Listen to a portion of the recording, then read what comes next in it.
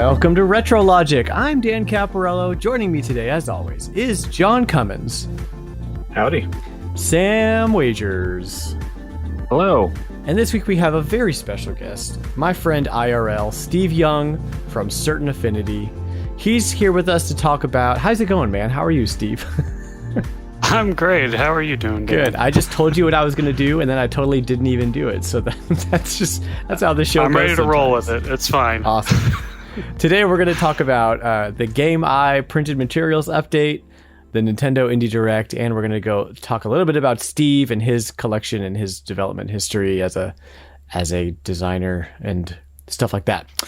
Also, though, RetroLogic isn't just a podcast. It's a retro game store online. Visit retrologic.games to check out our growing inventory of cleaned, tested, and authentic games and merch. And I just launched something very strange that if you're not like in the RetroLogic universe already, you're going to think is so weird, but it's not that weird, I promise.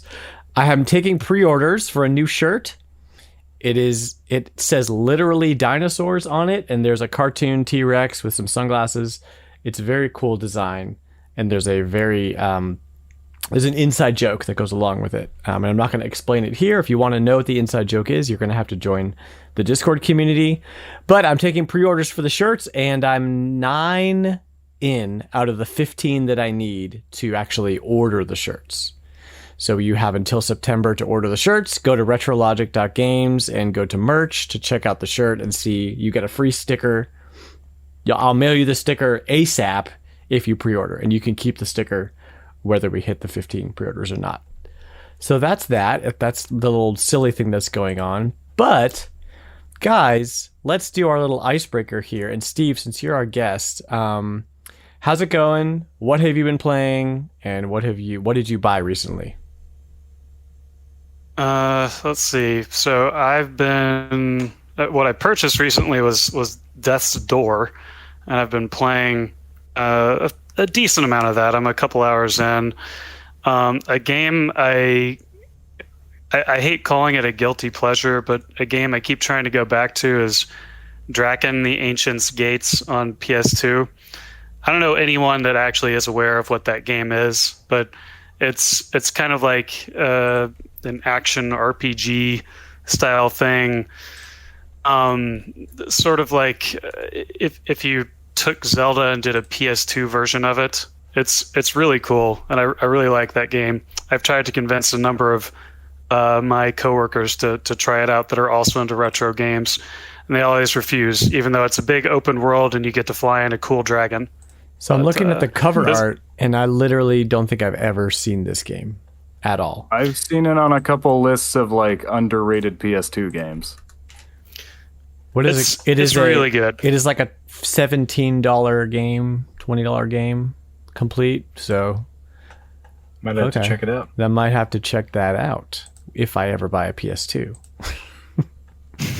Don't hold your breath on that one. I own it, but I've been emulating it for what it's worth. So okay, it's it emulates very well on PCSX2 or whatever it's called. So I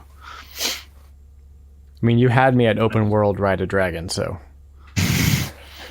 Mm-hmm. Okay, you get to level sweet. up both your character and the dragon, so it's good stuff. That's awesome, man. Also, why don't you just introduce yourself a little bit? Who, where you work, who you are, what you're into, what your gaming life is like. Give us a little rundown. Sure. Yeah, so I'm a lead designer at Certain Affinity.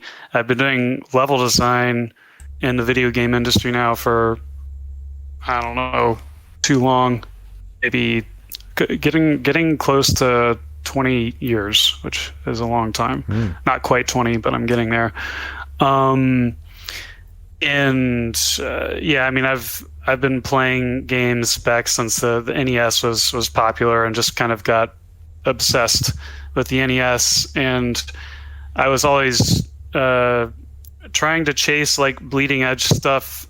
So even though I had a Game Boy, I was very fond of like Atari Lynx and Atari Jaguar back in the day. Atari Jaguar is one of the few consoles I actually have hooked up in my office right now. No way. Yeah, I was one of the lucky people that was able to get the flash drive cartridge for it, so I can just play whatever I want on there right now. And at one point I had almost like nearly every Atari Jaguar game in cartridge format. Some of those are worth a lot of money too. Yeah. But I lost track of them. I had them in storage for a while, and at one point I got sick of paying for the storage.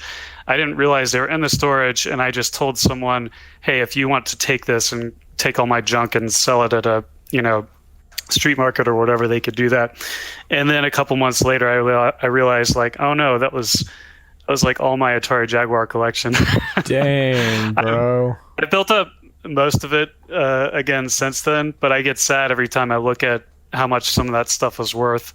And I had a bunch of other interesting cartridges too. Like, I'd always do mail-in orders for the special Super Nintendo cartridges from Nintendo Power and stuff like that. Like the $500 like Star Fox challenge cart and whatever. I used to have that too. I don't have any of that cool stuff anymore. So, crazy, dude. Yeah. But like most recently, I've been into either modifying or my existing consoles. Like, I got an ODE like replacement for my Sega Saturn because I got sick of, first of all, worrying about the drive itself, but I just love playing these older games. And what's cool is, I work on a lot of very modern stuff today. Even if I'm working on something like Halo or Call of Duty or something like that, and I have an idea for a feature, and a lot of times I'll talk about, like, I'll make an analogy between something I'm working on and, like, hey, yeah, you remember the spin dash from Sonic 2? And then I start to feel really old because most of the people we work with are a lot younger. They're like, I never played Sonic 2. I'm like, oh, man. How do you not know the Sonic? They at least know what it is. I mean, come on. They know what Sonic is, right? But Sonic has not really aged well, in my opinion. But hey, it's still selling, I guess. So that's they a keep thing. making them. But yeah, I mainly like in my actual game development side of things. Like, I mainly focus on competitive multiplayer stuff. So kind of like the biggest thing that I'm most proud of that I worked on so far was I got to do the design updates for all the Halo 2 anniversary maps. And so that was fun. I'm being the lead level designer on that. And if you go back and listen to, like, my boss talking about that on IGN, like however many years ago that game came out, he actually mentions me in every single map where he's doing an interview. He's like, and Steve Young wanted to do this and this. And so I'm like, I hope they really like how this turned out, because that's otherwise cool. I'm going to get... That's rad. Yeah.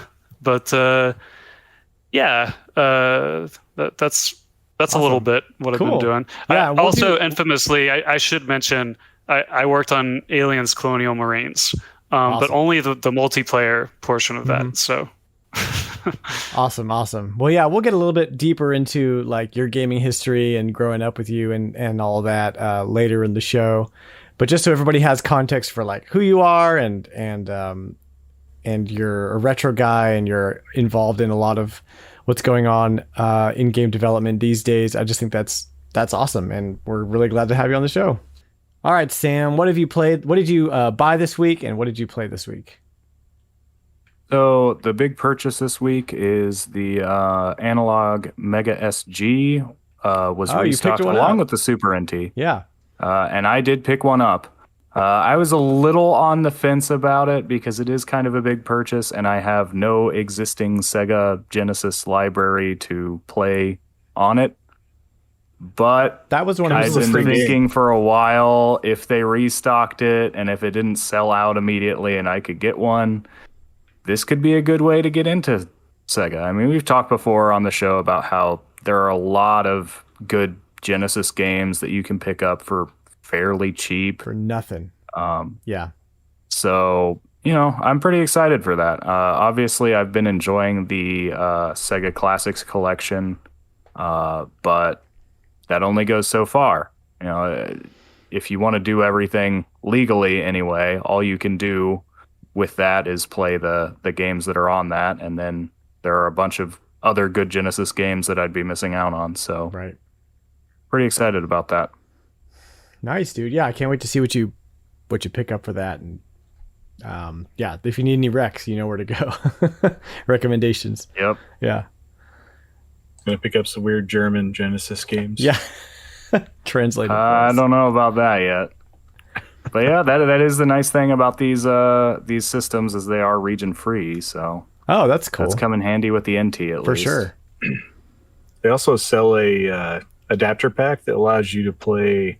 Yes, Game and I Gear. picked up the adapter too. So Nice. Game Gear as well as Master System, I believe, That's and even awesome. like SG-100 and the Yep. My Card stuff. I don't even know what that is, but apparently I can play it now, or whenever this package arrives. I think my card was like Japanese stuff, but I'm not 100% sure. My Master System has the slot for it, so Does it? yeah.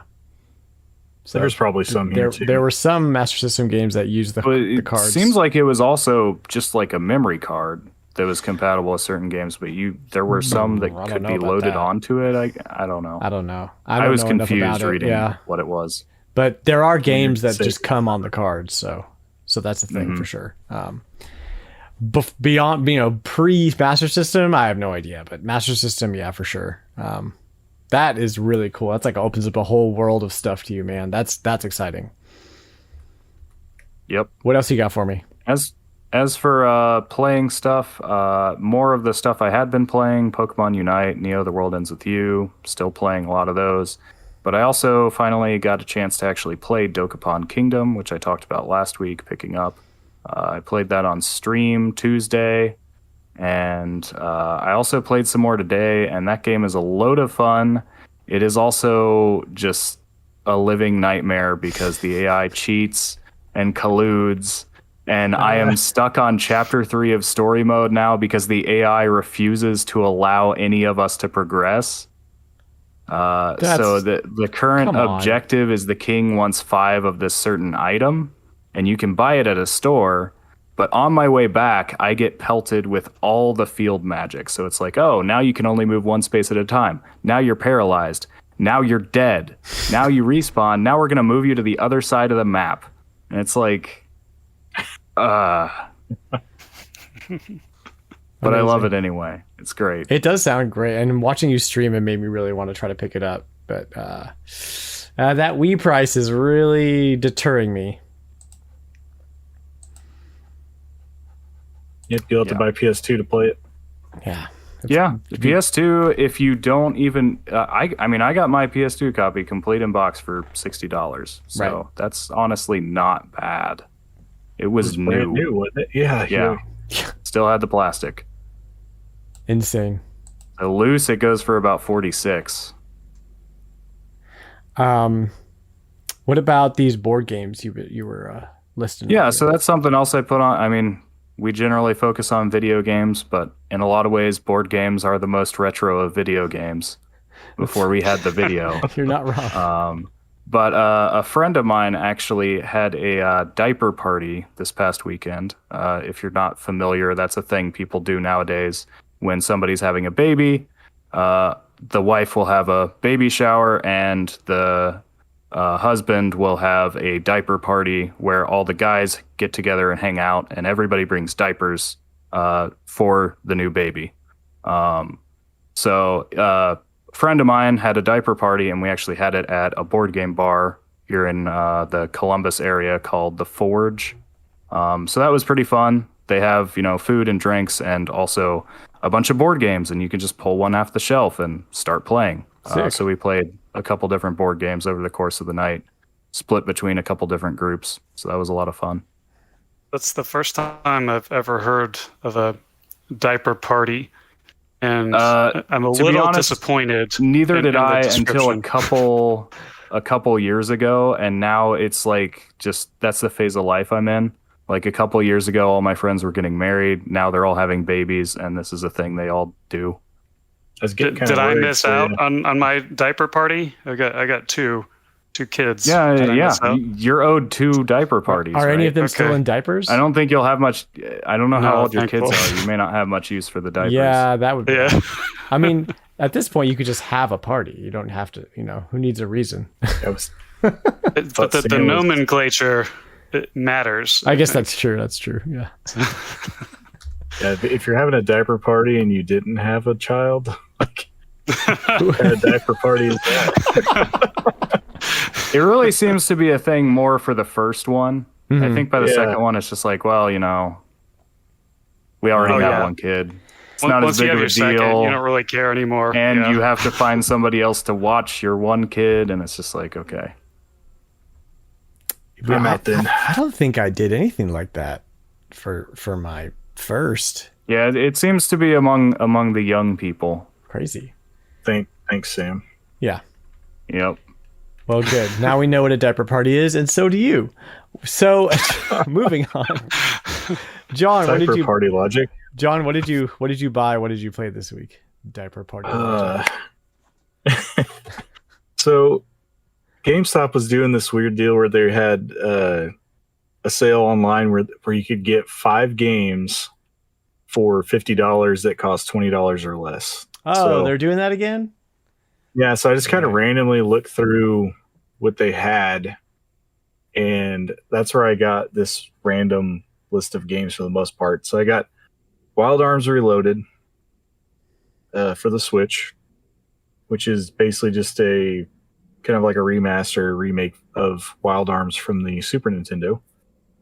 I got Metal Slug Anthology for the Wii, House of Dead 2 and 3 for the Wii, Risk of Rain 1 and 2 for the Switch, and my 5th game was The Outer Worlds.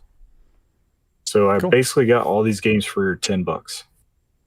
That's not bad at all. Yeah. And somehow they split up into 2 orders. So I'm assuming that came from 2 warehouses, and one of the warehouses was in Ohio, and I'm watching the tracking thing, and it says it's delivered like the next day as soon as it's shipped out. So they delivered 2 of my games somewhere in Ohio to somebody just randomly. It wasn't me. So, yeah, I was going to say, Sam, did you get my games? That you can have them because they sent me replacements. And then they messed up again, and they sent me replacements of 2 games that I actually received. So I ended up getting like double copies of some games, and like someone else got some free games from me. So yeah, GameStop's not really on their top of their game right now, but so I think I'll have a copy of Risk of Rain 1 and 2 that we can give away one Friday for free. Okay, sweet. Awesome. Yeah. If you're unaware of what that is, listener, every Friday in our Discord we do Free Stuff Friday, and there's giveaways and stuff like that. So go to my Twitter bio and click that Discord link. There's my plug. And then my local was doing a coupon for like a buy one get one free for $20 or less as well on used games. So I also got SSX Tricky for the GameCube and Prince of Persia: The Two Thrones for the GameCube. SSX Tricky is awesome. Yeah, it's a good game. I used to play that quite a bit when it originally released. Prince of Persia. Go for it. What? Because I saw SSX Tricky there, and I've played it. I'm genuinely curious what everyone's favorite SSX game is, because I feel like this varies wildly based on who you ask. Man, you know what? I don't know that I played all of them on GameCube. I know that there was three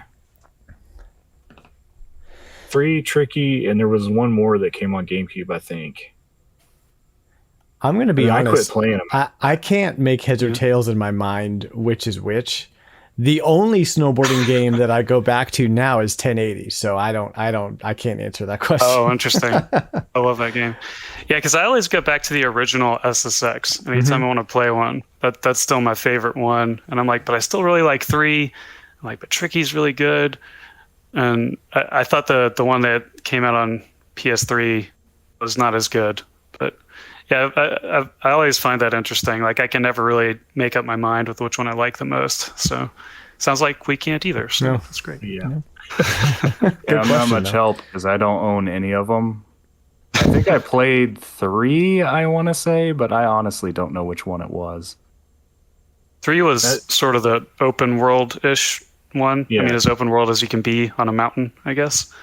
One side of a mountain. But it was really cool. I liked that one a lot.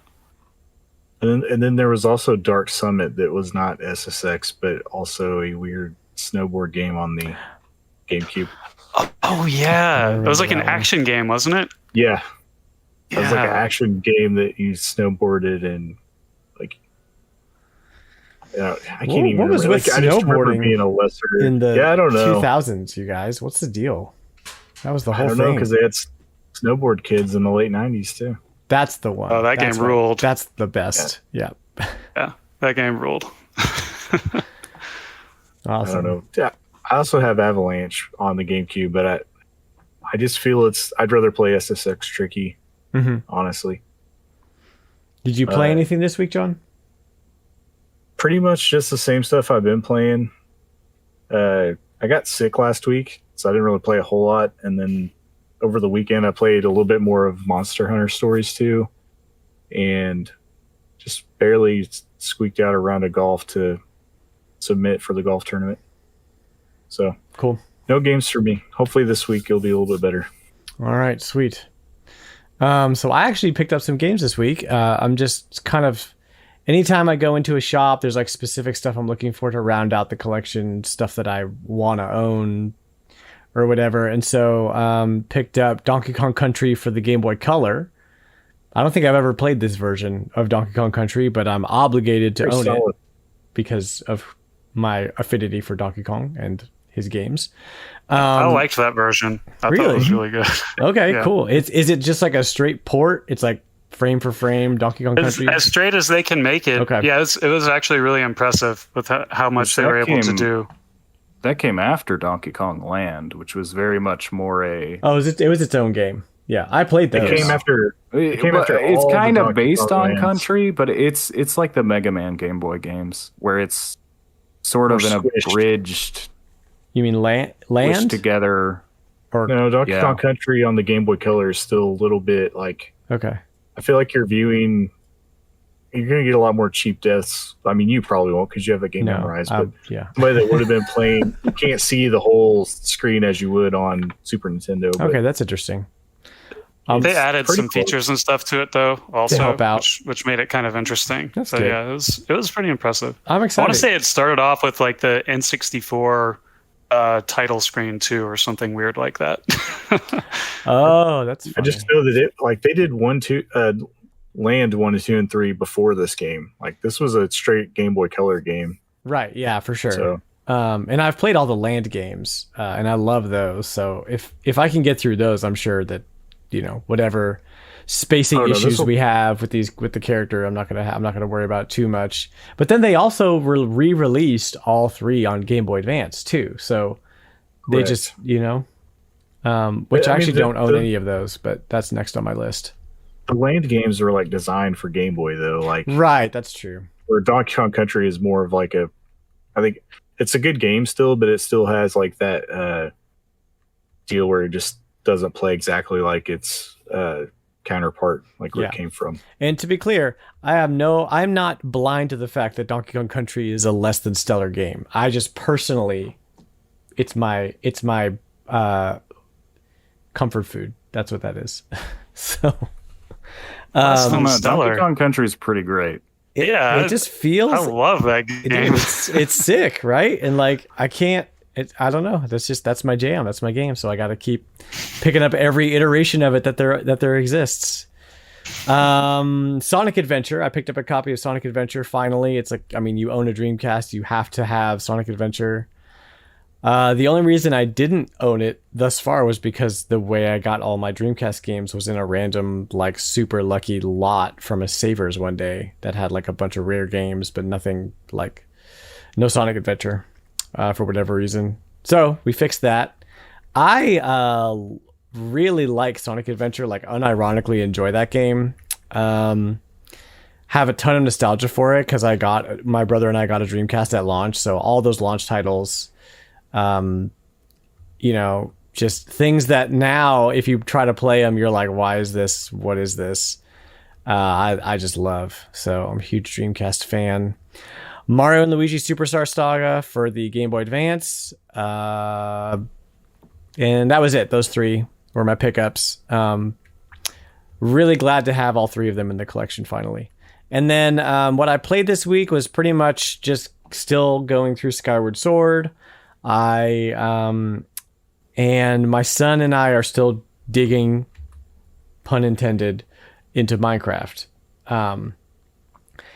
And my 4-year-old, the funniest thing happened. So my 4-year-old girl comes over and starts watching us play, right? And I'm a little worried because there's characters, there's enemies in Minecraft that will just like jump at the screen at you. Like Enderman will just come at you and like go really fast. And sure enough, we entered the Nether and we're there, and there's Endermen all over the place. And she is like every time a Ender guy jumped at us, she would freak out. I was like, oh man, she's going to be like not sleeping tonight and traumatized. And why did I let her watch this? And so I like felt bad, and we talked about it afterwards. And then like a little while later, she was like, Dad, are we going to go to the Nether again? I'm like, I don't know. Maybe, do you want to go back to the Nether in Minecraft? Because she likes watching us build stuff. But she's like, yeah, let's go back to the Nether. I'm like, what? Why? What? Aren't you like afraid of the guys? Like, no, it's fun. I like it. I'm like, oh, okay. And now one of her favorite words to say, because I think she's like proud that she can say it, is obsidian. So she'll be playing Duplos and she'll be like, Daddy, I found obsidian. I'm like, oh, good. Okay. So I thought that was cute and funny and also kind of weird. But if you know my daughter, she just kind of is her. She's just weird. She's just like me, and we'll just like be afraid of something, but also just be fine with it at the same time. So I don't know. It is what it is, but we're fun. And Nathan is glad that he has somebody else to talk to about Minecraft besides me now. So that's that. What do you guys say we jump into some Prices Retro?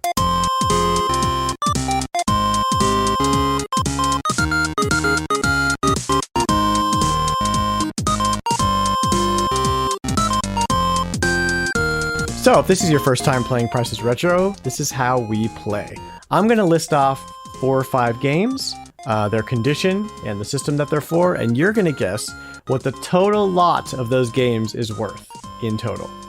And we're all going to go around and say our lists, and we're all going to guess, and then whoever at the end of the guessing is the closest to guessing the actual price of the games wins a fabulous prize.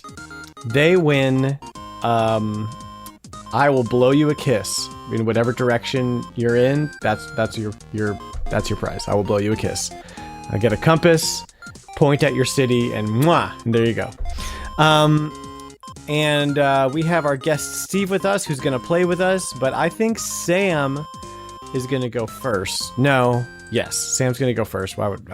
Yeah, it doesn't matter really. Just to give us just to ease us in. So, Sam, why don't you go ahead and list off your games? Well, you know how I, always just ease it in, I actually have 5 games this week in honor of my Mega Sg pickup and possibly related to some perusing prices for Genesis games. I have a list of all Genesis games this week. Nice. Yes. They're all loose, so that'll keep things pretty easy for rattling it off. So first is Fire Shark for the Genesis, loose. Haunting Starring Polterguy for the Genesis, loose. These are loose, right? Okay. Yes. Polterguy. McDonald's Treasureland Adventure for the Genesis, loose. Gunstar Heroes for the Sega Genesis, loose. Probably the best Sega Genesis game, as far as I know, anyway. And El Viento for the Genesis, loose. Can I get a genre on El Viento? Action platformer. That doesn't help me at all. Like, one of those, like, less platforming, more action. Like, it's kind of like large sprite, lots of enemies. All right. Okay. You had 5 games. Also, Gunstar Heroes would be the greatest Sega Genesis game if Toe Jam and Earl didn't exist. So I semi-agree with you. Or Phantasy Star. Okay, I'm going to guess first. My guess is $240. All right. I was thinking somewhere around 275. I'm kind of worried about Gunstar Heroes. Steve, what's your guess? Man, I didn't realize some of those games were that rare. I was going to go way under what you guys are saying, but that's why you go last. Yeah. You can adjust. I appreciate that. All right. I'm going to go 175. Okay. 75. All right. Well, you are all actually under because the total is $326.30. Ooh. Wow. Yeah, I was unsure on some of these. So El Viento is $92.13. That the most there expensive it is. one on the list. Don't even know what that is. Gunstar Heroes is $71.47. Mm-hmm. Whoa. McDonald's Treasureland Adventure is $69.99. Jeez. Haunting is $51.71, and Fire Shark is $41. I actually, it's funny that you're talking about Fire Shark. My coworker at one of my gigs we were talking about retro games, and he was talking about Fire Shark, and I was like, I literally don't know what this game is. So I did a bunch of research on Fire Shark, so that was a nice little... You just never know in Price is Retro when dumb research is gonna pay off for you. But it still didn't, because John won that round. Also not to be confused with Sewer Shark. Oh no, wouldn't want to do that. Much rather play Fire Shark. Okay, good deal. John, you got everything logged? Yes, I do. Okay, I'm going to go ahead and go next. So, I don't have a theme. These are just games that I interacted with one way or the other this week. So, here we go. We have Dark Cloud 2 for the PS2, complete in box. Final Fantasy 3 for the Nintendo DS, complete in box. Alien Crush for the TurboGrafx 16, complete in box. And Jet Set Radio Future for the Xbox, complete in box. Can't wait to play that game. Jet Set Radio Future. I'm gonna say $210. Okay. Sam, what do you got? I'm gonna say $280. All right, and Steve? Oh my gosh, I can't believe some of these are worth that much now. All right, well, I'm just going to go for 300 then. Okay, sweet. Ooh. All right, well, you are all over.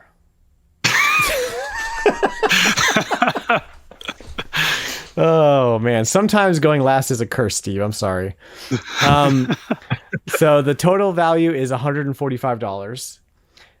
Dark Cloud 2 for the PS2 is $31. Final Fantasy 3 for the DS is an astonishingly low $23. Oh, good. Yeah, that's the one I thought was high. Yeah. I did too. Wow. Alien Crush. I think Final Fantasy 2 for the DS is the expensive one. If I'm remembering correctly. Because it wasn't, not enough people bought it. Like, less people bought it. Anyway. Alien Crush. Let me finish the list. Alien Crush is 41, and Jet Set Radio Future is 49 because it's the standalone. Wow. The standalone, Oh, okay. not the That makes combo sense. with Sega GT. Yeah, which like, why would anybody buy the standalone? So of course nobody bought it. Yeah. So John, you took that one again. Coming back up, my friend. Yeah. Steve, you want to do your list? Sure. All right. All right. Here's my dumb list. You'll probably be able to figure out the theme relatively quickly here. Sweet. But it's kind of all over the place. All right. So, I wrote down the loose price. Mhm. So let's see. Game Boy, Faceball 2000. Faceboy also sounds interesting. Faceball 2000. N64, Turok Rage Wars. Atari Lynx, Battle Wheels. Atari Lynx. Okay, the game is Battle Wheels. It's called Battle Wheels. Oh, jeez. Can I get a genre That's on one that? I thought might throw you guys.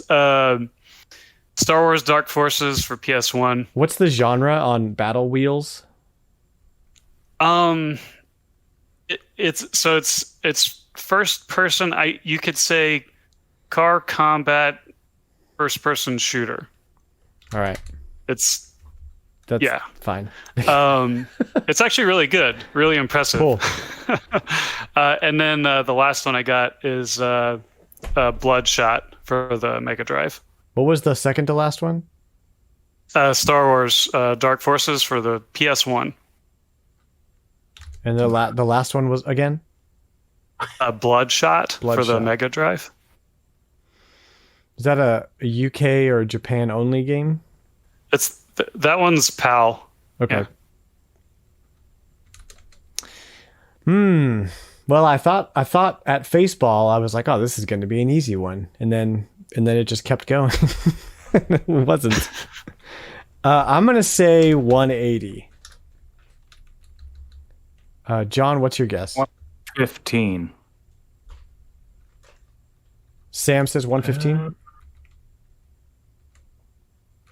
Yeah, what was your guess? 180, Dan? Mm-hmm. Okay. Sam's at 115. I'm gonna say 210 again. Okay. All right. Everyone was over. $75. Oh my wow. god. 75. I think I had $75 on Turok Rage Wars. Why did I do that? You were thinking of Turok. I wasn't sure about the Three? Jaguar stuff. The Lynx, Atari Lynx. Or Yeah. Lynx, Yeah. yeah. Yeah. I think it's an Atari Jaguar game got me a couple weeks ago. What was Sorry it? about that, Sam. Oh, I was thinking of Turok 3, which is not even Yeah, that's that what I high. was saying. But golursh. Okay, fine. All right. Do you have each individual game's price there, Steven? I do. Yeah. You want to know? Yeah, go ahead. So, yeah, Faceball is 18. Turok Rage Wars is 13. Battle Wheels is 26. That topped the list.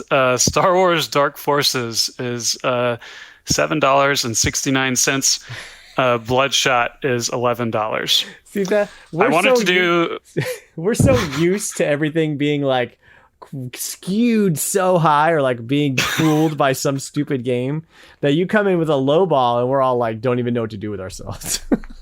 Yeah, I wanted to come in with just first-person shooters. They didn't really have one for the Atari Lynx, so Battle Wheels is the closest thing I could come up with. Wow. And most first-person shooters are trash on those earlier consoles. Yeah. So they come in super cheap. Man. Sam won that round. Congrats, Sam. At least I got around. We have John's list next, and then I've got a community member list to go through. Okay. The first game on my list is Wild Guns for the SNES loose. Wild Guns is an RPG or a shooter? No, You're still thinking of Wild Arms. Oh my god, Yes, there's too many. yes, every time. Wild Guns is the shooter. It's Okay. on NSO. Yep. Is it now? Okay, that's the first person shooter, right? Right? No. It's No, still it's- third person. It's like an got like arcade robot shooter. cowboys and stuff. Oh, that one. Okay. Phew, thank you for appeasing me. The second game is Gunbird 2 on the Dreamcast complete. The third game is Gunboat on the TurboGrafx 16 loose. Gunboat on In the the- TurboGrafx 16. Loose? Fourth game, yes. Okay. The fourth game is Gun on the GameCube complete. What's your theme, John? Uh, Okay. Somebody else I go may or first. may not have pulled a Dan. I'll And go first. Just chose a I'll word. just say Yeah. 250. Sam says 250. Steve, what's your guess? At least no wild guns is worth something. Gosh. I'm gonna go high again. I'm gonna go 275. I'm going to go 440. Because I think that Dreamcast game is pretty pricey. I don't All know right. Dreamcast, so I wasn't sure what to make of it. Yeah. the total of my list is $409. Ooh, boy. Wow. Yes. I was so close. So close. So, Wild Guns for the SNES loose is $237 now. Crazy. Jeez. I Gunbird, I had $20 on that one. I don't know anything about that game, obviously, because I forgot what it was. yeah, you got really lucky then on your guesses if you guessed $20 on Wild Guns. Yeah, I guess so. Yep. Gunbird That was the one 2 game I did know. Yeah, I didn't guess high enough for it still. I thought it was around 90 to It's- 100. It's gone up. It was like 140 when I was looking at it last time. Yep. Gunbird 2 for the Dreamcast completes $131. That's where I had 300 on that one, so that it balanced out now. Gunboat for the TurboGrafx 16 loose is $28, and Gun for the GameCube complete is $13. Okay. I was all over the place, but I landed there somewhere, so somehow. So that's good. What is Gun for the GameCube? I don't remember that. If you saw the It's- cover art, you'd recognize it. It's like a cowboy game. It came out Okay, around the that's same what I time thought. as Red Dead Revolver, and they were like rivaling cowboy first-person Yeah. shooter games. Yeah, if Okay. you saw Was it good? the yellow box, you'd recognize it. Mm. So we have a community member. It is our favorite Flightsy, he's so fun. Always giving us these lists. He gives us one like probably every other week. All right, so I'm not going to reveal the theme for. Oh wait, hold on. Don't look at the prices this Oh no, time. so I'm we going can to count read it. the theme, and I'm going to try to get this right because he got mad at me last time. I'm going to read the theme or his theme, and then we're going to guess what kinds of games they're going to be, and then we're going to guess the prices. So here's the theme. The theme is I Ain't Afraid of No Ghosts. So obviously some kind of Ghostbusters. There's gonna be a Ghostbusters Yes. game Yeah. on here. Or he's Possibly he's all tricking us. Ghostbusters games. He's tricking us, and they're all Luigi's Mansion games.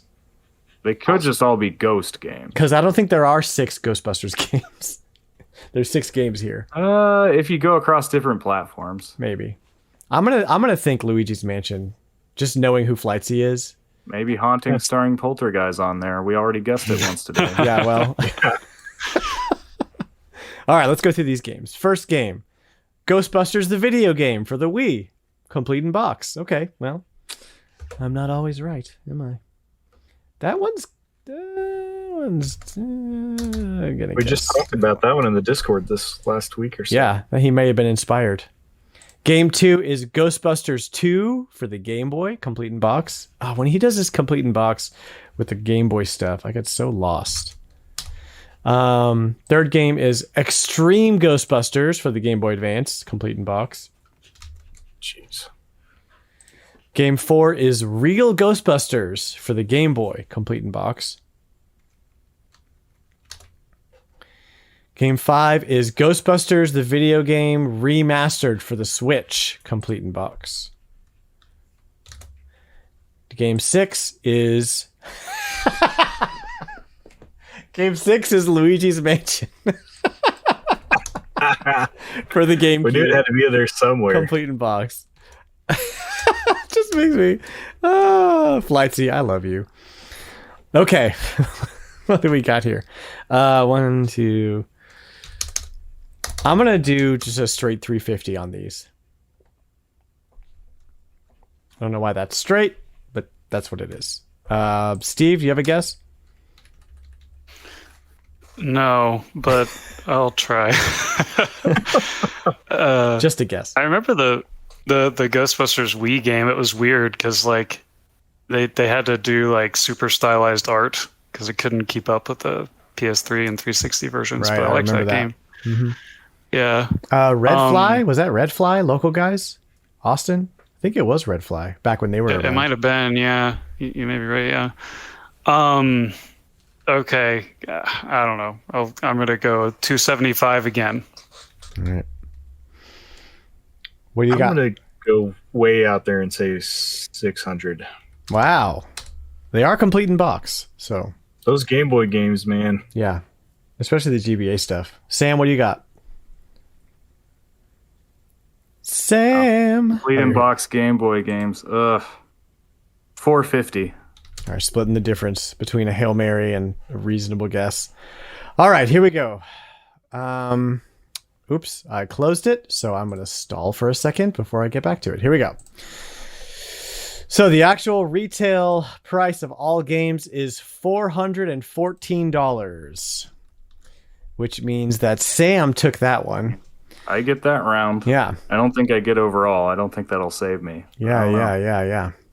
We've got, and actually,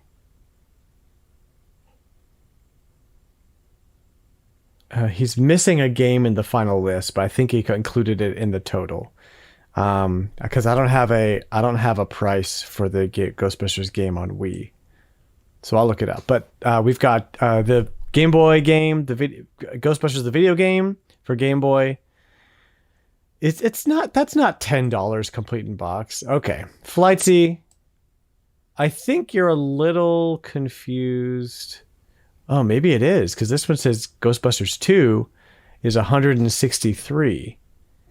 Somebody's confused, and it might be me. Extreme Ghostbusters for the Game Boy Advance, $35.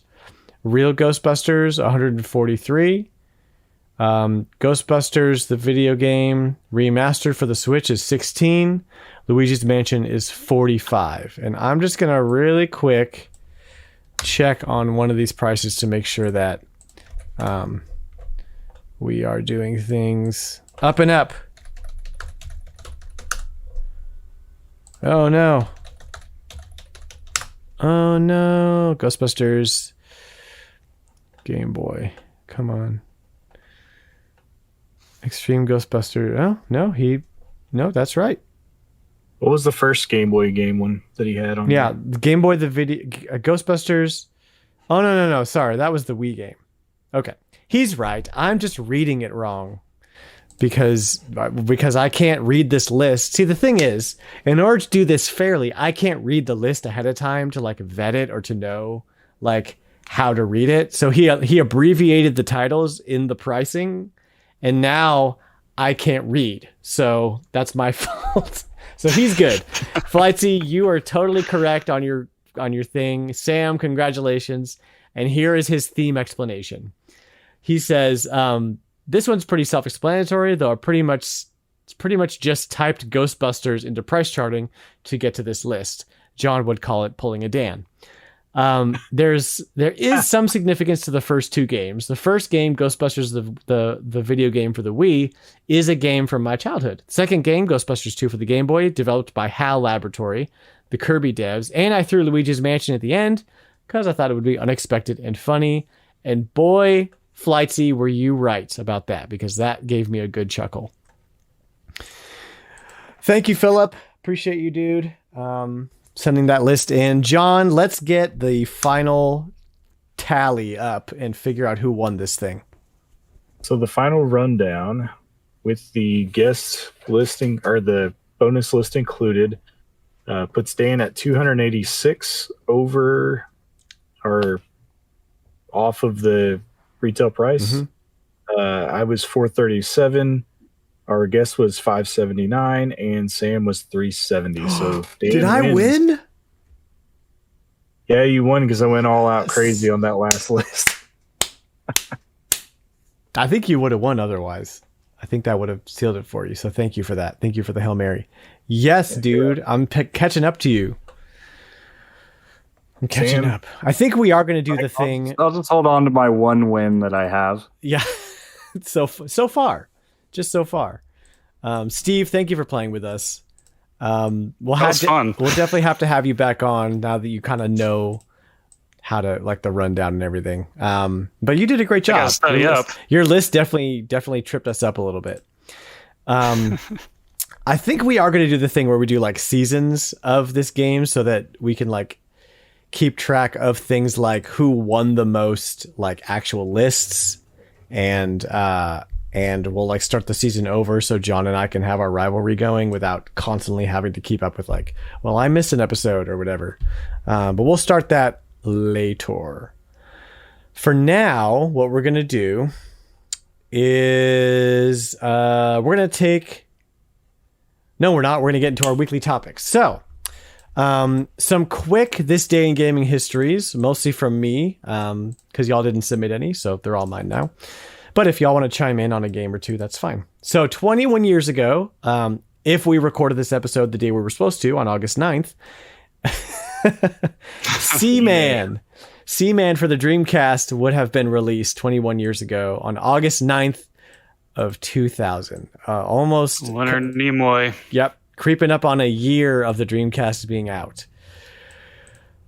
Man, what can you say about this game? Is it even a game? Seaman is a virtual pet for your Dreamcast that learns to talk and lives in an aquarium and comments on questions that he asks you, and it comes with a microphone and it understands what you're saying sometimes, and voiced by the one and only Taito and his love of microphones. Yeah, it really was just indicative of that, and just wow. A pretty expensive Dreamcast game for what it is. If you try to find it like complete with the microphone and everything, I think what does it go for, like 90 now? But I remember my brother bringing this game home. Oh, not too much. 47. It's one of the best-selling Dreamcast games. I know, the mic bundle's 75. It really was, because it was something totally different. And that's what I think the Dreamcast did so well, was that it was pulling out, basically inventing genres, genre bending, taking chances, taking risks, letting developers take risks. Again, I love the Dreamcast. But Seaman, I remember my brother playing it, and I mean, like, it's just the weirdest. Why, like, it still boggles my mind that they like went forward with this game, and it sold in the US, like, was one of the top selling games because you're talking to a fish. That's the whole thing. It's interesting saying that it's one of the best selling Dreamcast games, because I believe that, and when you really think about it, all the expenses that went into making this game, you got to pay for Leonard Nimoy. First of all, that was probably not cheap. Although I don't know at that stage in his career. But then you also have to pay for hardware to go in with it, and that like dramatically increases the production cost of the game. So it's almost no wonder that it would have sold as well, because they probably marketed the crap out of that to try and get their money back for it. It's really interesting. Yeah. And Spock. And yeah, Spock. and it, I think too, it just kind of like that era of like N64 to PS2 to Dreamcast, there were a lot of really experimental games that like people were down for. Like people were into, you know, spending the money for something that just had never, or that was really novel technologically. And so I think this is just indicative of that era, really. Oh, the Dreamcast didn't do anything conventionally. Like it totally jumped ahead and started the next cycle of consoles like 2 years early, and Sega was just doing whatever they wanted back then. And one of my favorite quotes that I ever saw on Twitter about the fall of the Dreamcast is, the Dreamcast didn't fail. We failed the Dreamcast. We failed the Dreamcast. Saw that too. We should have bought more of them. I didn't fail. I bought 2 Dreamcasts. Yeah, I bought one. I did my duty. Yeah. So that's that. The next game I have I don't think it necessarily qualifies as retro, but I'm going to talk about it anyway because it's a game that I played at launch. So 5 years ago today, August 9th, 2016, No Man's Sky. No Man's Sky came out for the PS4 exclusively at launch. And boy, was I hyped for this game. Man, oh man, did I want nothing more than to jump in my spaceship and go and explore a galaxy that nobody else had ever seen before. And man, just how disappointing it was at launch. I just remember I wasn't expecting it to be like Minecraft where you kind of make your own fun. I think that I kind of wanted a little bit more, not structure per se, but just kind of more to do. I guess I don't even know what my expectations were, but they certainly were not met at launch. Now, these days, it's a totally different game, and I totally realize that. But it's just interesting to go back and think about, like, wow, I played hours of this game and just got bored and just put it down and never picked it back up. So you haven't stuck with it through the years? No, I mean there was some point where I ditched the PS4 completely. And it might have been for Switch launch. I sold my Wii U and my PS4 to pay for the Switch and everything, which would have been let's see, March. No, was it December that they had like the presentation about it? Yeah. So December of 2016, I sold everything to pay for the Switch. So I had this game for a good 4 months and just didn't. And then I was like, nah. Yeah, I get it. I played that game back when it first came out. I still got it today. And it eventually kind of phased out for me in very similar fashion. I wasn't as disappointed as everyone else. I actually never believed a word that that he was saying. I was like, there's no way we're going to get this procedural universe and people are going to be able to magically meet up with each other. It's just like, so I never bought into the hype. I just was like, it'll be cool to fly into planets. And that was pretty much what I got. Today, the game is, I think, incredible. Like, just now it still does the whole survivor stuff and it's basically Minecraft in space, but I don't think it's a bad thing, you know? I think at the time, I had a bad, like, I wasn't into Minecraft or like that whole procedurally generated, like make your own fun builder type game at all. So I wasn't expecting that. And that kind of hit me over the head and was like, nah.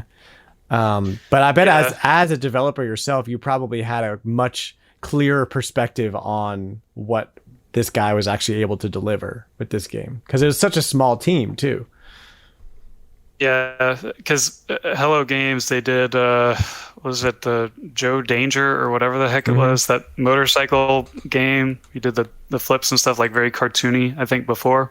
Really good game, honestly. And they went from that, like basically like cartoony, like up-res Excitebike to literally the largest video game ever created, and one of the most advanced games ever created. And I guess like so I don't want to speak for all developers here, but anytime I hear someone talk about like, oh, we're going to procedurally generate all these worlds and all the creatures are procedural and everything's procedural, the game's going to be garbage. Like, you can't procedurally generate an entire video game and expect it to be good. Sure. Now, over the years, they fine-tuned it, and like, I still don't think it's great. Again, the game is fantastic right now, but I still don't think it quite meets the expectations that players had when they first saw that E3 reveal back in the day. Like, you can still kind of see like, oh, this is what they mean when they say procedural. It's like there's 6 different types of creatures, and they all have like these different parts that they mix and match. It's like Spore, except the computer does it all for you. If you guys remember Spore. Sure, yeah. It was actually pretty fun. It was. Spore was really cool. But it took them like 5 years. 5 years to get to a point where the procedural nature of it is, in my opinion, acceptable. So where it's like, okay, it does what it's trying to do, but typically when I try a procedural game, or when they're talking about how great the procedural system is, I have a level design background. I feel like unless you're hand authoring that stuff, you're not going to be able to generate those emotions and stuff that you need to. It's not where crafted. No Man's Sky, where No Man's Sky does generate a lot of strong emotion is the first time you see a planet and you drop in. There's no other game that replicates this because there are billions of planets. So you drop in for the first time, and there's this really amazing moment when you're like, oh, what kind of planet is this? What are the 10 creatures that are going to be on this planet and whatever? But it's really fun and compelling to actually experience that, and that's something no game can really do. So I don't know. They pushed the procedural system as far as they could, and I'm really happy with where it is now. And I really enjoy it. And honestly, for a VR game too, because I played a lot of it in PSVR, the fact that you have to reach out and grab the handle for your spaceship's throttle. You pull it up over your head, and then you're outside the ship. It is so freaking sick to experience that. Like you're in your ship and you're messing with all the dials and stuff. There's a lot of cool stuff. That sounds really cool. So I think now that I have delved into the depths of Minecraft and appreciate that for what it is, going back into No Man's Sky would be something that would be really cool, with the caveat that I have no time. So someday, if the servers are still up. Just think of how cool it would be in 10 years when you have time to play it. Oh, man. Yeah. Awesome. Good deal. So we've had a little bit of news to jump into. First things first, I think John and I definitely use Gameye. Sam, are you familiar? Do you use Gameye to catalog your collection? I've seen you guys sharing stuff, but no, I don't have anything cataloged. Steve, do you have a system for cataloging your collection? I downloaded Gameye just to see what it's all about. I don't have a system, but I did jump into it, and Gameye seems really cool, so I can say that. It's, in my opinion, it's the best system. It's just simple, and it looks good, and it shows you box art for everything, and it shows you like Metacritic scores and going prices, and it just makes everything very easy.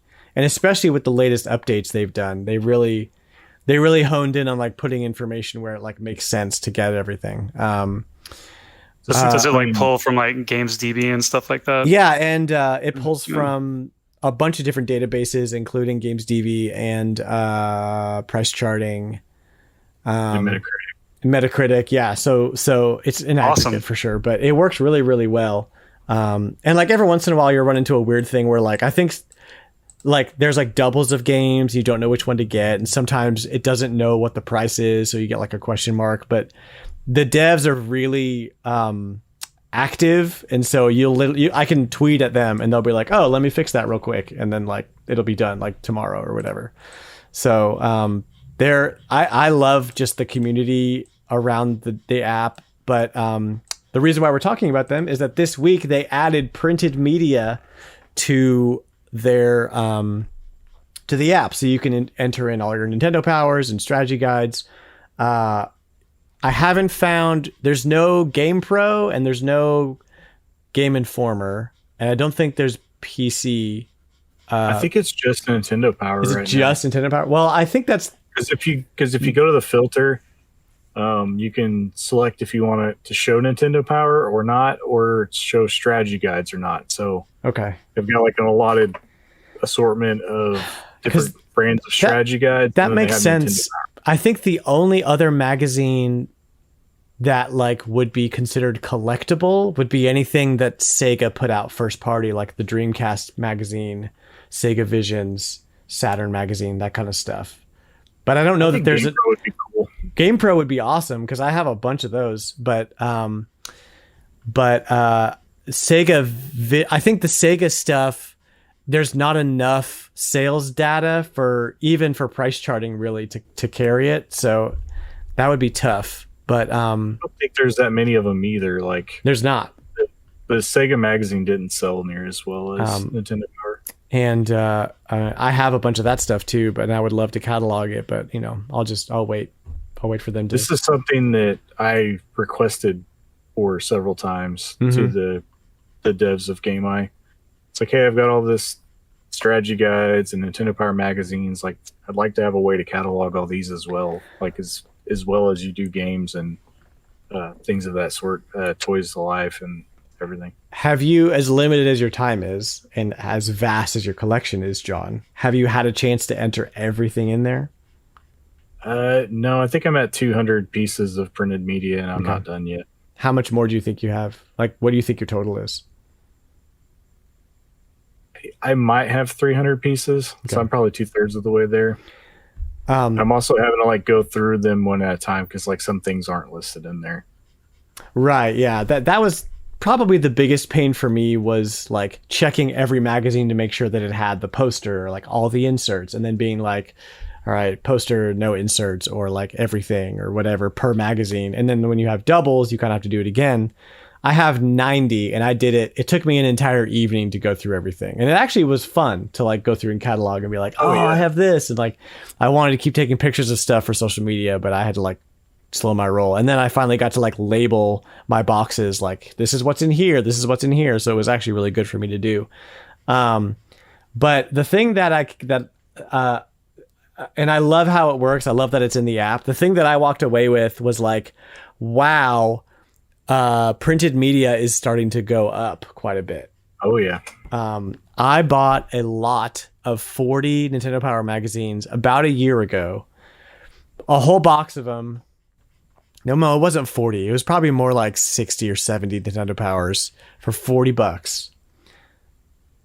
Just somebody on Craigslist, whatever, had them, getting rid of them.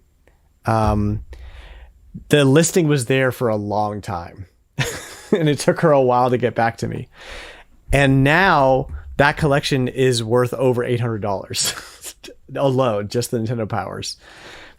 And that to me is just insane. But also with the COVID spike, it just kind of makes sense. Like, I think people are starting to even more realize like how much anything with the word Nintendo on it could be worth. So that's what I kind of walked away with. I've got a couple strategy guides that are worth over $100 now. Yeah. Which ones? Some Super Nintendo era stuff. Link to the Past. Oh yeah. Stuff like that.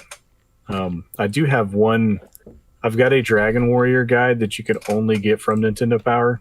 It wasn't on the shelves. You couldn't just buy it, and it is not in there. Like I was expecting it to be in there, but it wasn't in there. Maybe they couldn't get any sales data for it. Yeah, it could be. I know when I bought it, it was like around $20, but that was like forever ago. I can't remember how long now. I need to pick up the Donkey Kong Country Player's Guide while it's still $30.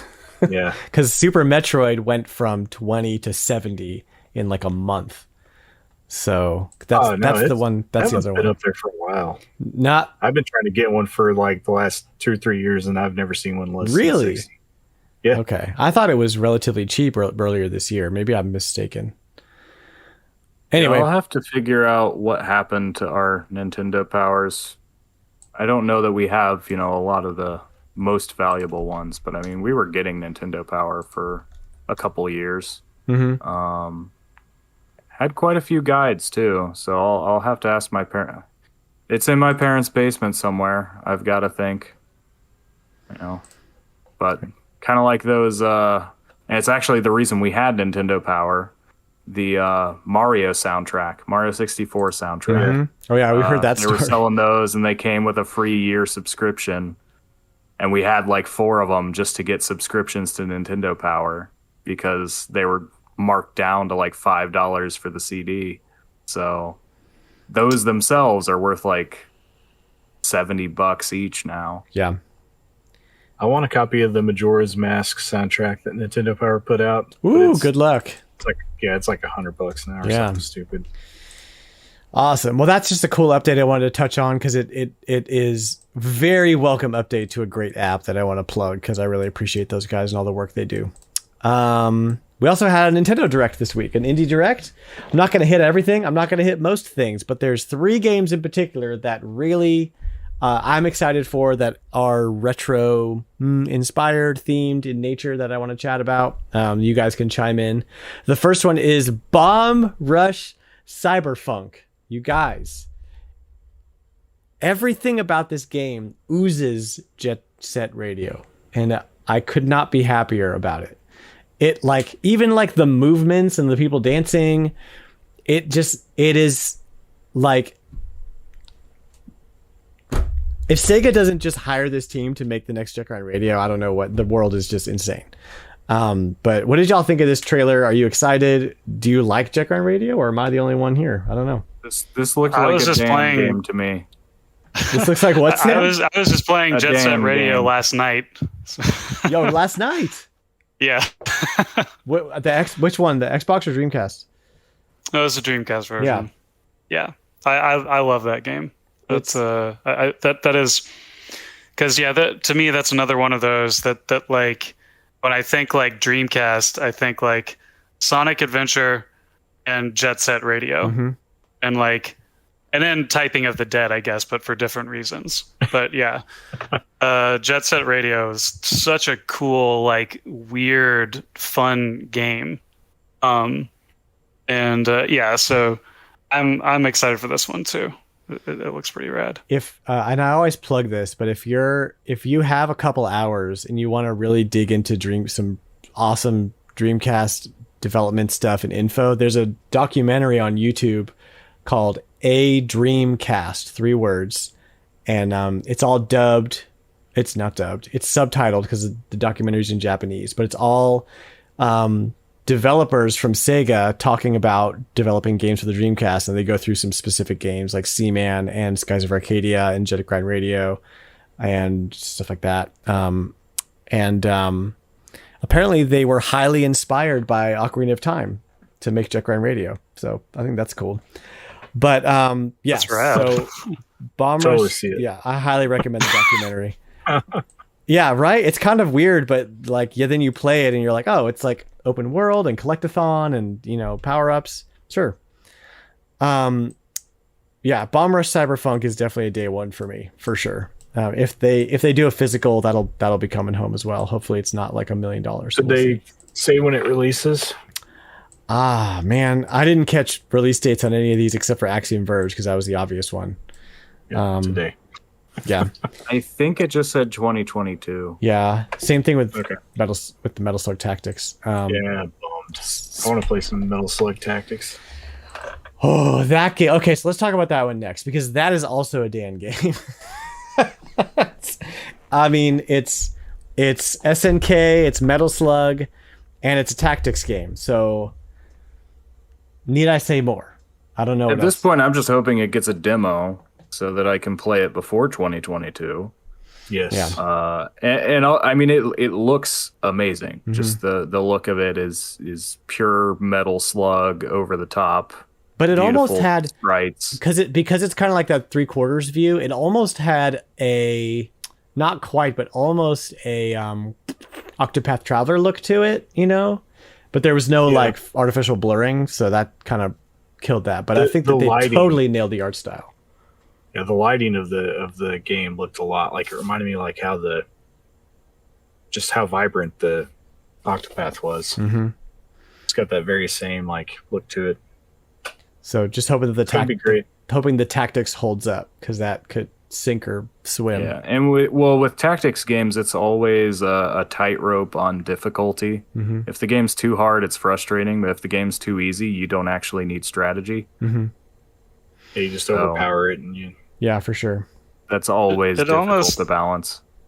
It almost seems like what took so long to do a Metal Slug tactics game, you know? Like it just makes sense now that it's over. They should have. They did a weird like Android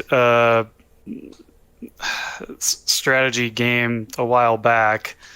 I don't know if I played it. Yeah, I honestly forget what it's called. My wife got really mad at me because I was playing it a lot, and then I stopped. But I barely remember anything about it other than it was a strategy game that revolved around Metal Slug and throwing in units and stuff like that. But it's on mobile. I think I just loved the Metal Slug aesthetic so much that was probably the only reason I kept playing it. That's so true. I mean, they could make as Metal Slug dating sim, and I think I'd probably play it. and then all the Fire Emblem fans that hate me because I don't like Fire Emblem would be like, "See, you like those kinds of games." Moving on, we've got Axiom Verge 2, which launched today on the Switch. I still haven't played the first one, but apparently it's very, very good. Very, very, very Metroid-like. Yeah. Yeah. I played the first one, and then I think I played for like 2 or 3 hours, and then I just went and started playing Metroid Fusion after that. The game was really good, and I actually liked it, but like a lot of times that happens. Even playing, what was that one where you're playing as the bug?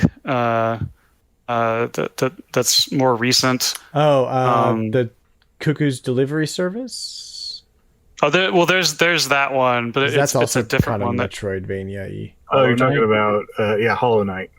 Hollow Knight, thank you. Yeah, even playing that one, I was like, "Oh, this is cool. I'm super excited." And then I always just go straight back to one of the 2D Metroid games. I don't know why, but I do want to try Axiom Verge 2 though, because the first one it had a really cool aesthetic, and I can't get enough Metroid games, but apparently I only play mainly Metroid games. You just go back to it.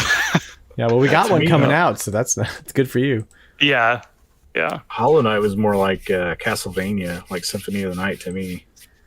Yeah, it was more Symphony of the Night. I agree. I do enjoy the GBA Castlevania games for that reason. Actually, I've been playing through was it Bloodstained or whatever? Yeah. On the Switch. That game is really good. That just feels like playing Symphony of the Night again for the first time, in my opinion. I've really been digging that. But. Awesome. Yeah. I was thinking that with Bomb Rush Cyberpunk, it's just another one of those examples, and Bloodstained kind of reminded me again of, obviously Bloodstained, it is Iga, so yeah, it's the guy who made Castlevania, but we do see a lot of, indie type games coming in to fill a void where, nobody makes a game like this anymore, so somebody who's just a fan that happens to be an indie dev just fills that void.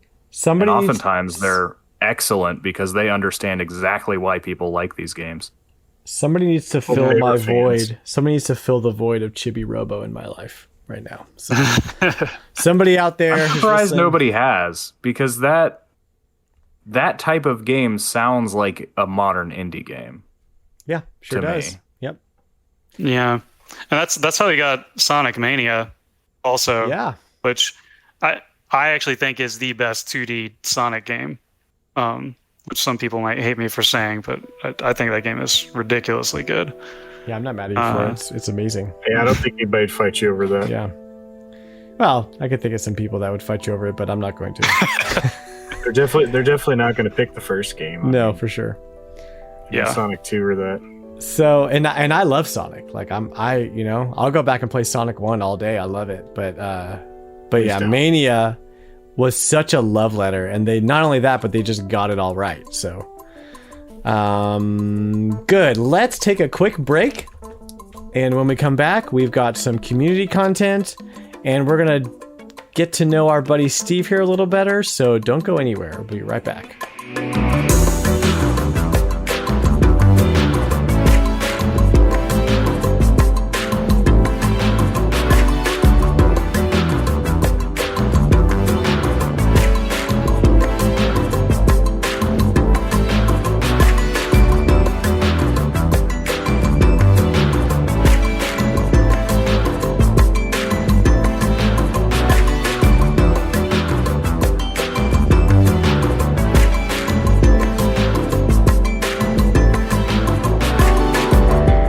Welcome back. We've got some stuff to talk about. So Retro Rewind is happening this month, as it always is, and our game for August is Claymates, which is available now on the Nintendo Switch NSO SNES app. It's a lot of acronyms.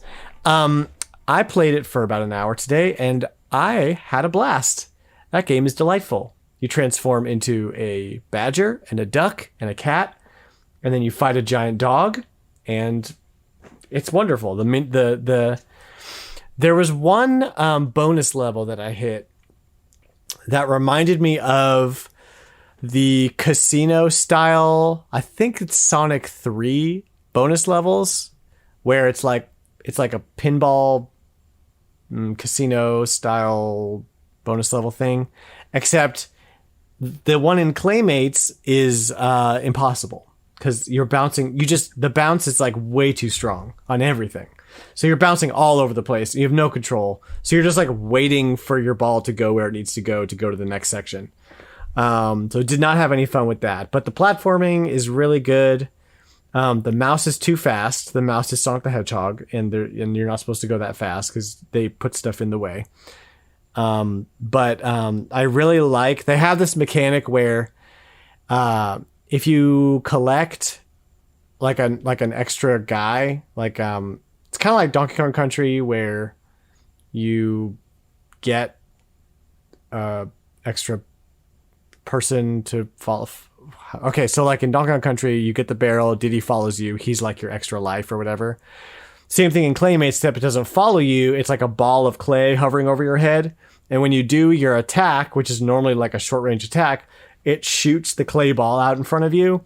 So if you have the extra guy, you are also like powered up, kind of like Legend of Zelda style. If you're at full health, your sword shoots, that kind of thing. And that is super useful. And I'm really glad that they put that in the game. Really, really fun.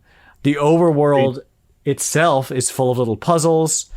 I still love this game. I rented it a ton back in the day, and like it's one of those weird SNES games that just nobody knows what it is, even though it was the developer of Clay Fighter, which everybody knows what that is.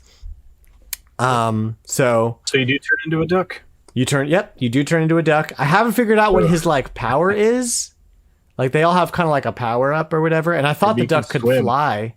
I guess no. There's a fish though. There's also a fish. Oh, yeah. Mind. So like the cat can climb trees. The mouse runs really fast. The badger shoots nuts, and then the other one that I was the duck, but I couldn't figure out what, like maybe you can hover or whatever. But I tried a bunch of stuff, couldn't get it to do anything. So maybe there's a specific level that like his power up makes sense. I don't know. Is there a quack button?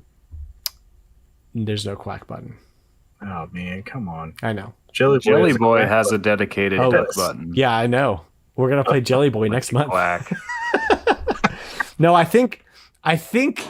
Don't quote me on this, but I think September is gonna be Odama Rama. I'm thinking about. Oh Yeah, man. I think we're doing it. Just think before October. Yeah, well, you're going to do Odama-rama, then we're going to do Plocktober is what we're going to do. Steven, have you played Odama for the GameCube? Do you know what it is? I know what it is, but I haven't played it yet. Speaking of games with microphones, that's one that you need to add to your collection. ASAP while it's cheap. We like to play meme games in our community. That's our thing. So make sure that you are playing Claymates. I'm going to announce the date of our live community podcast night for that soon. So take a look out. Keep an eye out for that. We have a question of the week from our community. 16-Bit Wars Nomad asks, here's a question for everyone. What do you prefer when collecting? Games that are complete in box or not? Do you prefer games with manuals or without? Are you a loose collector who takes carts and discs as they are? He says, I prefer games that are complete in box for NES and N64. I'll prefer games that are complete in box. But for NES and N64, I'll collect just the cards. So he says he prefers complete in box. Whew, that is expensive. That is pricey. So what about you guys? When you're searching for a game, are you looking for complete in box? Are you looking for just a cartridge, just a disc? Where do you stand on this topic? Sorry, I already answered this on Discord, but yeah, we all did. But we're going to talk about it again anyway. Basically, if it's cartridge, like N64 back, I don't mind if it's loose as much. And then for handhelds, it's Game Boy Advance and back for me. I also don't mind if it's loose.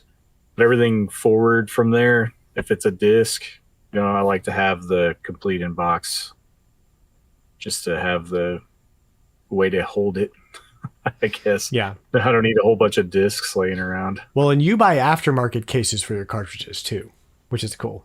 Sometimes. I still have some, when I can find them.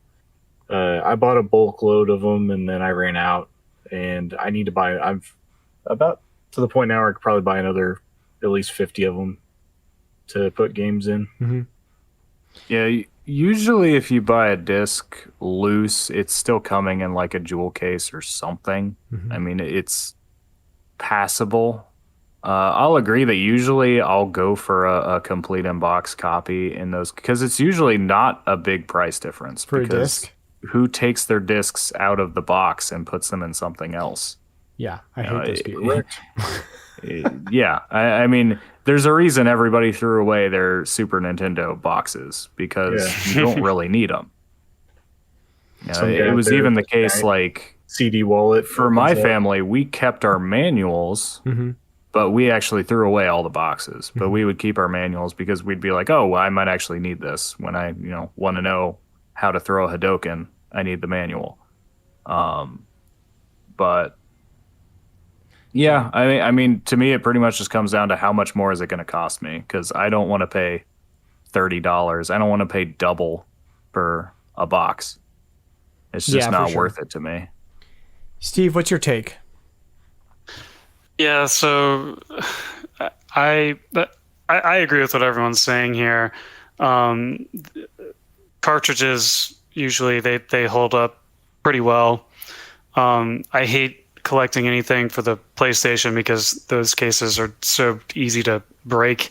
Yes. PS2 and on, I prefer to make sure I have cases for those. I love the Mega Drive clamshells. So if those are a thing, I try to pick those up. And honestly, I have a confession to make though, because I got so sick of trying to collect stuff for my Saturn. That's kind of what pushed me over the edge to instead of saving for collecting from that point, I was like, frick, I just want to be able to play all these Saturn games. And some of them, Panzer Dragoon Saga and stuff like that are so freaking expensive. Mm-hmm. And I know you could just burn them and stuff. And I was like, well, if I'm going to do that, I don't want to sit here and buy a bunch of junk writable discs, and that's what convinced me okay, I should just save up and just buy the ODE SD card reader? for the Saturn. Yeah. What's that? It's the SD card. Yeah. Right. Yeah. And then I did the same for my N64 and stuff after that. I was like, oh, this is awesome. And then obviously I did that for my Atari Jaguar, like I said earlier as well. But so most of my money has gone towards that lately because those things are not cheap. But I do. There's still some cool games out there that I want to start. I want to build up my Jaguar collection again because that's not a common thing. But some of those have gotten so I don't expensive. think I've ever heard that phrase in my entire life. I'm to build up my Jaguar collection. Yeah, I have like 5 Atari Jaguar controllers for some reason. How many and all kinds games of are weird there stuff. for the Jaguar? Like 80 or something like There's that. that many? It's not a lot. I thought there was like 30 or 40. It's still more than I thought. Yeah. I mean, it was around They're for still a little making while. them too. Oh yeah. Yeah. They're still making them. There's and there were a bunch that were finished, but never actually released. So Songbird Productions, I think, picked up some that were never that never got released and published them. And there were actually some really cool ones. Like one of them used the Alien vs Predator engine in like a Blade Runner style, like futuristic game where you're flying around the city. It's not pretty to look at or anything, but just knowing the tech behind it and sort of what they were able to do with it was really cool. And, Okay, Skyhammer, that's what that one was there's called. 50. But, there's 50 officially released by Atari cartridges. 50 in North America, but that doesn't include the aftermarket stuff that you're talking about too. So I'm sure there's more, but probably not the Jaguar CD stuff. No, this is just the cartridge stuff. Good luck finding a working one of those. So. Yeah. But that is actually fascinating and 50 was about what I was thinking, but the fact that there's a market and people want these games re-released, the ones that didn't make it out in time before the fall of the console, that to me is fascinating. It's more than the Virtual Boy. Yeah. Yeah. Yeah. Gosh, I remember seeing the Virtual Boy for sale for like $35 at a Walmart when everyone was trying to get rid of them. And I was in high school. I didn't have a lot of money, but I was able to get $35. And I was like, oh, okay, I'll come back on the weekend and buy that.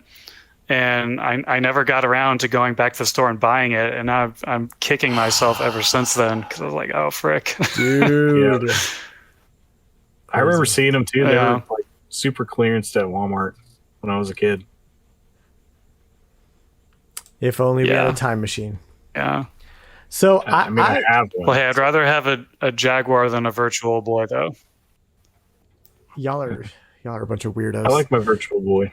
So I mostly I mostly agree with everyone's sentiment about cases for discs, loose cartridges are fine, except for like DS games, which you want the case for, and Genesis or Mega Drive cartridges, cases are nice. I've made the conscious decision about Genesis in particular that I'm just going to get cartridges. It's just so easy to pick up loose cartridges for that system for so cheap that I just, being like a thrifty retro gamer that I'm trying to be, I've made that decision. And I've actually also picked up on purpose disc only games that are pretty expensive to save a buck. Like I got a disc only copy of Thousand Year Door for like $70, and then I had John print me some cover art for it. I got a disc only copy of Jet Grind Radio for Dreamcast because it was like $20 or something, like ridiculous. So I'm not opposed to picking up a bargain for that, which is kind of like the opposite of what Sam said, where it's like, I don't want to pay a bunch of extra money for a case. Like, well, no, I will pay way less for a disc if I can, it's like just the disc. Yeah. Because my ultimate goal as a retro gamer, as a collector, is to play the games and not just to like have a library necessarily. But that's just me. I think that We have a member of the community, and I'm not going to remember his name now, but he has all of his original complete in box stuff from when he was a kid, like Super Nintendo, NES, N64, and you look at his pictures of his collection, and I mean, it's just beautiful. It's absolutely gorgeous to look at the boxes and see all that stuff.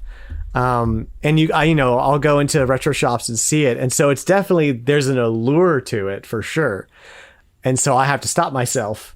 But like I would love to get a complete in box Donkey Kong Country someday, just because that's my game again. But yeah, as a general rule, like if I just want to play the game, I'm not going to be like crazy picky about it if I can't find a complete disc. And I almost never care if I have the box for any cartridge, even DS games and stuff like that. I'll just get the cartridge. Which, that's just kind of like how I'm a bargain hunter. So that's just kind of what I do. But that's a cool question. Good conversation. Thank you, 16-Bit Wars Nomad. Now, Steven, we're going to, as our guest, we're going to just do a little mini interview about just you and your collection. And we actually learned a lot about you already through the episode. But I've got some questions for you.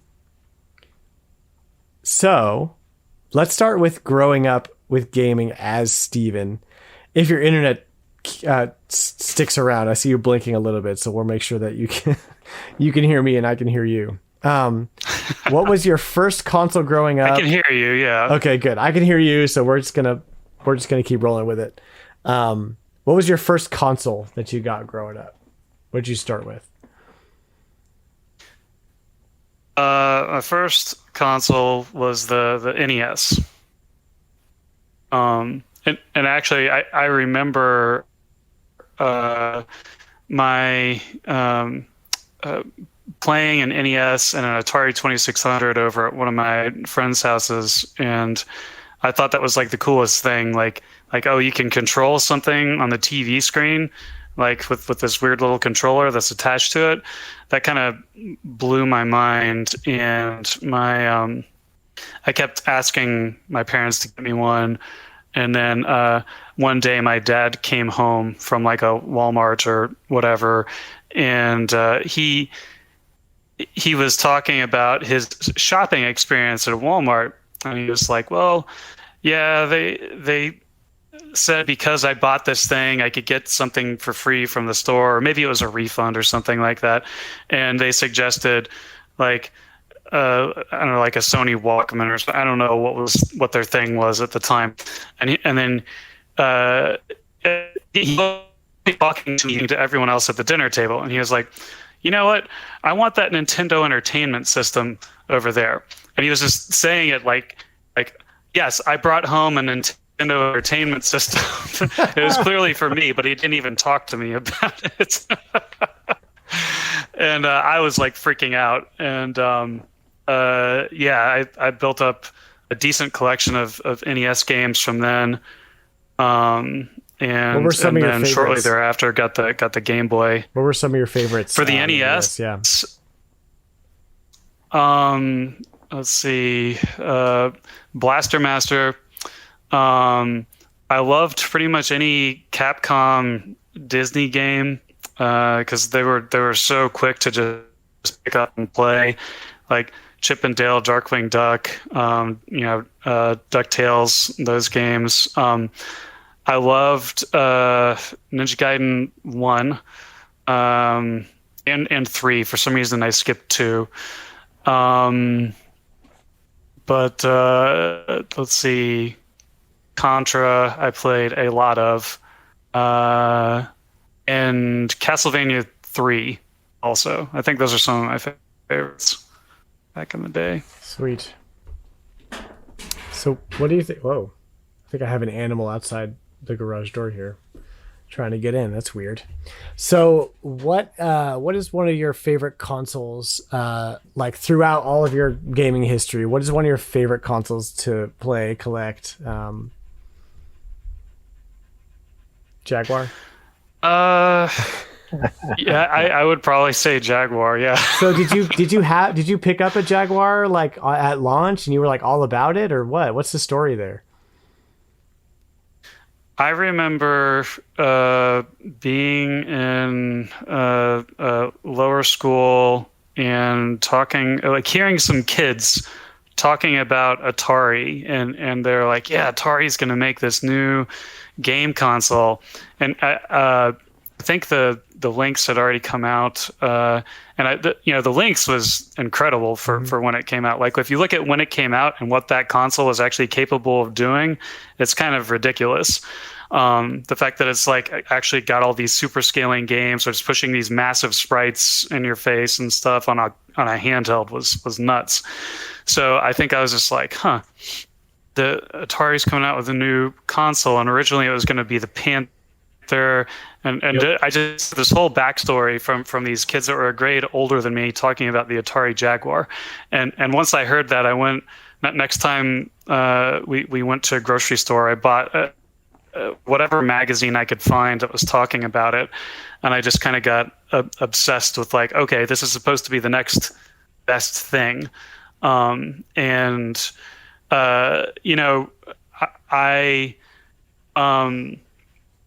I think one reason that I genuinely enjoyed that console as much as I did is because I didn't have a PC growing up, but I always wanted to play Doom, and the Atari Jaguar had. When it came out, it was by far the best console version of Doom, and it was the cheapest way to play a good version of Doom. And we all know the story. Like John Carmack actually made that version by himself, basically, which is why that one was good, and most of the other ones struggled. And Wolfenstein too, right? But wasn't there a pretty infamous version of Wolfenstein on that console as well?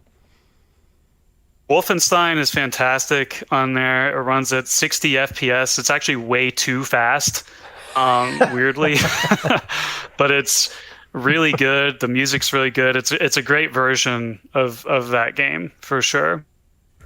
And yeah, it also had the first version of Rayman, which you can go back and forth with which version is the best, but I would say the Jaguar version is the easiest, which in my opinion makes it the best because that game is impossible. But yeah, there were some genuinely good ports and stuff to the Jaguar, and just a lot of obviously Alien vs Predator was the one that kind of pulled everyone in, and I did enjoy that. It was kind of a crappy first-person Metroid game if you go back and play it today, at least the Marine campaign. But I still enjoy it, But yeah, it's so off the wall, and it has so many weird ports from like the Commodore 64 and stuff like that. It was really fun to kind of jump in there. But yeah, like I said, Doom I think was probably the main reason I was just like, whoa, I can play this on the console, and like I just assumed every version of Doom was going to be that good. And I remember playing the Super Nintendo port afterwards, and I was like, oh, this is kind of trash. Yeah. Awesome. So let's move ahead a little bit, and so you're a level designer, game designer. What's your title? Yeah, so I think technically my title is level designer still, but I'm doing a lot more lead design stuff these days. So that was kind of what I've been aspiring to, is just being a lead designer on a project. And but I've my heart and soul is really in level design. However many years ago, I decided to jump in and start messing around, making levels for Unreal Tournament, and then I made a couple for Unreal Tournament 2004 that got some competitive play. That's cool. And that's ultimately what I used to get hired. Yeah. Yeah. But yeah, I still talk level design all the time. Yeah, so I did go to school, and my experience was very interesting in college. I went to the Academy of Art in San Francisco, and my diploma says 3D animation on it. That's technically what I got my degree in. I did hardly any 3D animation, and I tried to cater it to just like building environments and learning how to build a game world. But most people that we hire today, and I could have done this as well, they go to the guild hall, where they specialize in teaching you how to do video game stuff. But I was basically doing all that, learning how to do that on the side anyway. And there were a couple of classes where they were teaching us how to do stuff in Unreal and things like that. And then I remember a couple times I was just that nerd that would sit in the back with my head down and like work and not say anything. But then there were a couple times the teacher would try doing something, and then I'd be like, dude, you're doing that all wrong. Like, let me show you how to do that. And I had there were a couple times the teacher would actually ask me to come up. He was like, hey, you probably know how to do this better from that point on. And then I had some other students in the class that would ask me for help after school. And that was when I learned, like, okay, I'm just kind of obsessed with learning how to make the games. And I almost enjoy making them more than I do playing them. So. Wow, dude. So what have been some of your favorite projects that you've worked on as a designer? So the first major project that I ever worked on, it wasn't my first one, but it was this game called Lego Universe that some people remember somewhat fondly. It was an MMO built around Lego, obviously. And I really enjoyed working on that, mainly because the team, that was back when I lived in Colorado. It was just a fun group of people to work with and be around. I was out there for about 5 years. Let's see, even though, from there, I went to work at Timegate Studios, and I actually really enjoyed my work on Aliens Colonial Marines. Even though I know the critical reception that game got, but I did a big chunk of the multiplayer levels for that. I loved doing the one of the escape levels for that we called like Flushed Out or something, where you start down in like a sewer section and you work your way outside the base. And Escape was basically built around Left 4 Dead, with aliens, which is kind of a winning formula. And I remember asking at one point, I was like, why don't we just make the whole game Left 4 Dead with aliens? Like, wouldn't that sell way better than what we're trying to do? Anyway, I had no authority at that point in time, so it didn't go anywhere. But the multiplayer in that game is really good, I think. So, but beyond that, my dream project was definitely creating my own Halo maps and then getting to remaster a bunch of the classic maps from Halo 2. I still can't believe that's a thing I got to do. And the fact that they put me in charge of some of that stuff was really, really cool.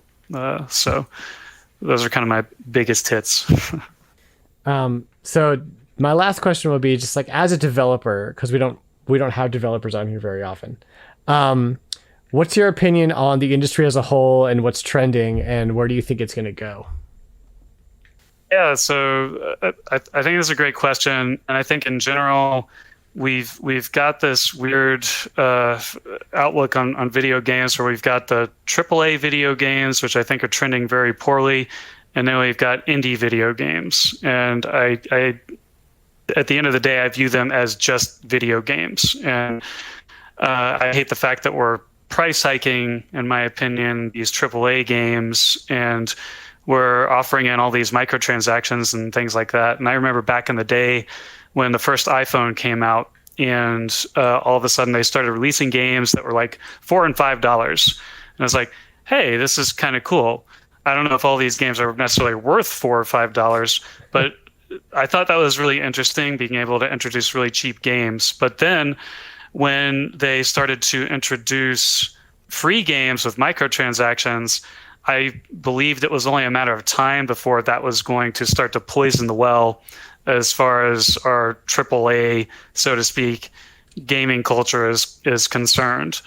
And I think that it's really sad that the state that we've come to in a lot of ways. But as Sam was saying earlier, I think indie developers have picked up a lot of the slack as far as like they're creating sort of the games that gamers actually want. Mm-hmm. And then we've got these marketing machines that are pushing these other hugely over budgeted games and stuff out to players and things like that. Now, obviously, I'm working on some of those games, but I'm very proud of the ones that I'm working on. And I like the fact that a lot of most of the games I've gotten to work on at my time at Certain Affinity, they've been what I consider more morally responsible. We're not trying to like squeeze money out of the consumers and stuff just for paying to play our game, so to speak. But like I said, I think people look at the game industry and they tend to focus on the AAA stuff, and I think there's a lot of corruption the higher up the ladder you get with, especially with some of the corporate stuff. And you're probably all aware of what's going on with Blizzard right now and all that garbage. Right. I think that indie devs right now are kind of carrying the torch as far as filling a gap for producing quality content that's a reasonable asking price that players are actually genuinely interested in. And I love God of War and stuff as much as the next person. And to me, God of War is sort of like the exception of like a AAA game that came out and is like very reasonable. Like I'll definitely pay $60 for a game of that quality that is so-called AAA. But indie developers, I think, for the most part, are kind of filling that much needed niche. Awesome. I'm inclined to agree with you, and I'm really glad that you came on the show. And we'll definitely have to have you back on whenever anything launches from you guys that you want to talk about, that you can talk about. Definitely need to have you back on to chat about whatever you guys over at Certain Affinity are working on, or if you have any personal projects you want to talk about. Certainly we'll have you back. Awesome. I'd love to do that. Yeah, for sure. Well, that's our show, guys. Steven, is there anything going on with you online, socially? Any projects you're working on? Where can people find you? All that stuff. What's going on with you that you want to plug? Well, I appreciate that. Right now, I'm working on actually my own indie project that's kind of somewhere between like Death's Door and Hyperlight Drifter. It's based on a life experience that I had recently with some family issues and kind of like an expression of grief in like Zelda form, so to speak. And so I plan on getting more information out about that really soon because I'm almost finished with the demo. But that's we'll say to be continued with that. Awesome. I'm just about finished with that demo. Yeah, thanks. Good. Yeah, well, let me know. I'll help you. I'll push it. I'll help you. And then we'll definitely have to have you back for sure. So, good deal. John, Sam, hi. Do y'all have anything before we wrap up? I don't. Just sitting here enjoying the inside look at some stuff that from a game developer. So yeah, definitely really cool. Good deal. Well, we're definitely going to have Steve back on. I want to thank him again for coming on and enlightening us and hanging out with us and talking some Atari Jaguar, which I didn't expect, but that became a major theme in the show. So sometimes sometimes that happens. You're so welcome. Didn't ask for it, but here it is. So thanks for listening to RetroLogic Podcast. We are proudly part of the Nintendo Dads family of podcasts. If you like what you hear, you can check me out on Twitter and Instagram at RetroLogic Games. You're also welcome to jump into our friendly and 100% non-toxic Discord community. The link to that is in my Twitter bio. You can find all the RetroLogic stuff, the website, the game store, the merch, You can pre-order a Literally Dinosaurs t-shirt. You can get the Discord link there. All of that stuff is on the website, retrologic.games. And that's it, guys. I will see y'all next week. Peace out. Bye now. Bye.